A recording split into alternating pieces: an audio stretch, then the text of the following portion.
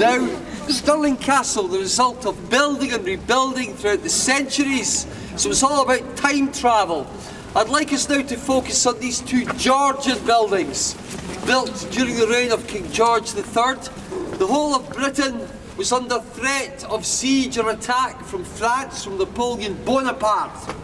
And if you cast your mind back to your school days, you'll remember Napoleon had a strange, unusual hobby.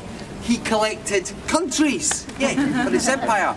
Now, back in 1800, if we served in the army of Arthur Wells and the Duke of Wellington, there's the command centre, the Fort Major's house.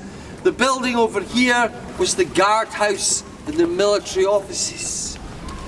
We look again to the theme of the Napoleonic Wars, the artillery pieces, the black cannon that you see.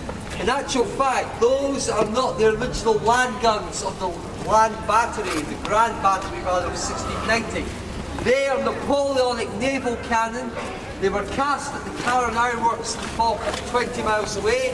The Napoleonic War ends in 1815, and the governor very generously gifted those guns to give you, the visitor, an idea, a picture of how a battery would have looked.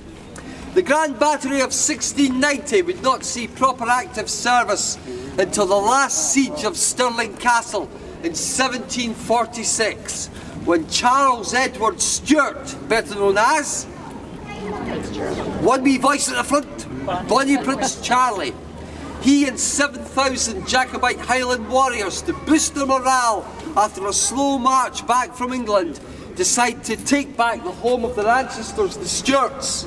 In order to do this, the Jacobites assembled their guns on Cemetery Hill, the Gowan Hill beneath the Grand Battery. Their intention is to fire their guns up and hit the redcoat guns. They completely miss and damage and inflict vandalism on the castle itself. The siege was a dismal failure, and the Jacobites retreat up north to fight the last battle on the soil of this country in 1746, the Battle of Culloden, where sadly the Jacobite warriors were shot more or less where they stood, ending all hope of ever restoring the Royal Stuart line to Scotland. The stage was set 2 miles away for the legendary Battle of Bannockburn. The 23rd and 24th of June 1314 go down in Scottish history of two of the greatest days in the history of our country. Edward II's army outnumbered the Scots of Bruce by the ratio of 3 men to 1. But after 2 days of fighting, miraculously, incredibly, the Scots emerged victorious. Hooray! Oh, don't get carried away.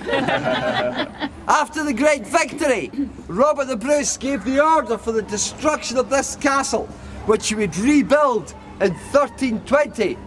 But the wars of independence were not over with the great victory of Bannockburn. After the Bruce's death, they were championed by his right-hand man, the Black